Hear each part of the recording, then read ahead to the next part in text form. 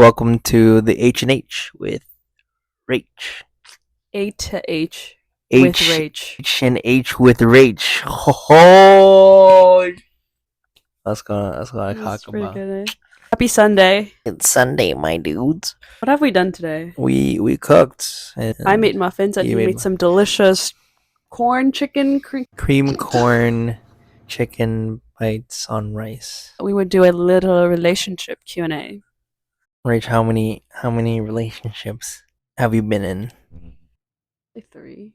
Including this one. Okay. No, hey, not bad. I guess what have we learned? In terms of our relationship together. Like what I found more confidence within myself as well. And when you have someone, beside you and behind you to support you as well, then you have, I guess, freedoms and like less worries about like how does it make me look.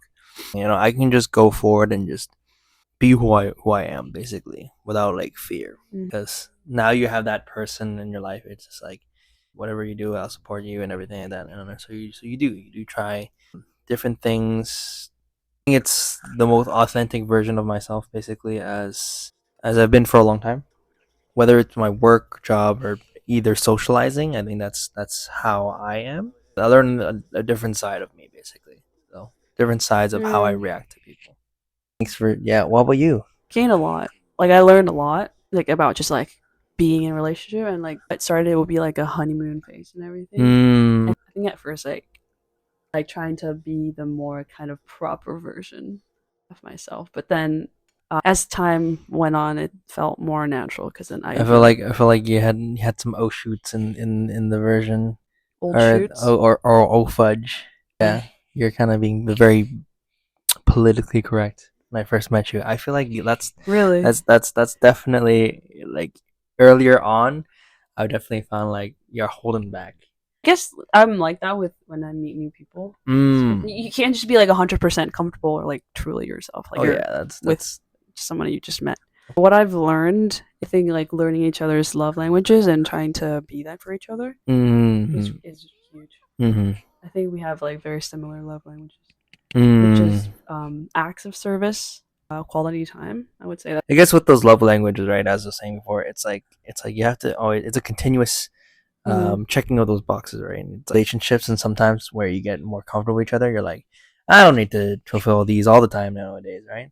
And It's true. yeah, that's true, but there's like the occasional times where it's like you still have to put in the effort, like, Mm-hmm. and that's what a relationship is: it's a commitment to compromise, it's a partnership, Yeah. it's all those things. Yeah. And as you go through those phases, right? And the Mm-hmm. honeymoon phase, and then the more comfortable phase, and then the more stability phase, and all those. Um, you have to keep being able to and willing to compromise. That's Yeah. that's what I would say. Yeah.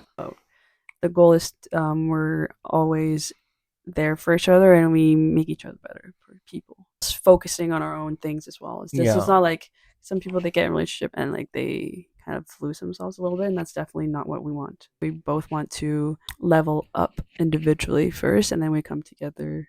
It's more powerful. Enjoy. Learn a lot about like how to be there for each other. Like you need somebody there to vent to, and like you were always that person. Oh, have we ever fought? Kinda. Yeah. I would say there's two There, there's there's instances there's two. in particular. There's rather than fighting, our It's fights not. I wouldn't isn't. say that's fighting. It's not like we absolutely disagree. I don't It's think more like there's discussion, like not even argument. not It's an more arg. like I have some things on my mind and I want to share it because it's affecting me. So instead of just holding it inside and just like dealing with it myself, I share it with him and then we talk about it. And then we come to Mm, the conclusion or like try to understand each other and where each other's is coming from, and hear each other out, and then we'll come to a compromise or mutual understanding or solution for the issue. Being emotionally open and vulnerable, be able to do that for each other, it's very important. What do you think makes a strong, long-lasting relationship? communication.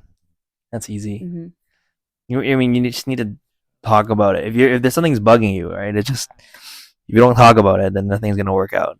Compromise, communication, compromise. It's a give and take thing, right? So it's not always taking. It's always you have to give a little bit, and then you have to take a little bit, right? If it's one side that's always giving and giving and giving, and then one person taking and taking and taking, that person who's taking is not gonna handle it so well. Like it's either way. Yeah. If there's that line, that patience line will eventually push forward as well until there's nothing left, Mm-hmm. and then everything and then it's just a quick trigger. So number three is maturity. I think that also needs to be developed For sure. outside of a relationship. Maturity. You have to be understanding and how your emotions and handling those through your life experiences. Okay, I'm more understanding of what I want in life. I understand what I seek for in a relationship. I understand my own value and worth, and then that just all those things, those answers will come naturally to you. Because that's what have to be ready to be in a relationship, as in you have to feel like you're in a good place, like emotionally, mentally, in a good place in your life where you have a life of your own, your friends, your job, and your family and everything, and you're happy with that. Like you don't need a relationship, but it only adds to your life.